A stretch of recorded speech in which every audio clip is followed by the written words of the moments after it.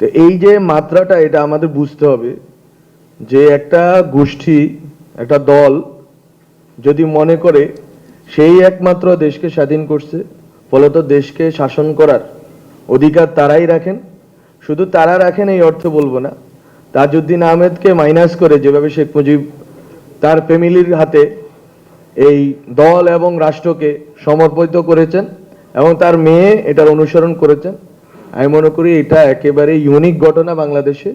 এবং একটি পরিবার একটি দলকে ধ্বংস করেছে।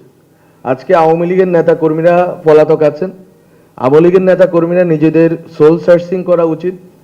আমি অনেক আগে প্রথম দিকে আগস্টে একটা কথা বলেছিলাম যেটা নিয়ে অনেক সমালোচনা হয়, কিন্তু আমি এই কথাটা বলবো যে আওয়ামী লীগের বিচার নিষিদ্ধ করার প্রশ্নে যখন আমরা আসি, আওয়ামী লীগের যে তৃণমূলের যে কর্মী, তাকে অবশ্যই প্রশ্ন করতে হবে আমি আজকে পলাতক কেন।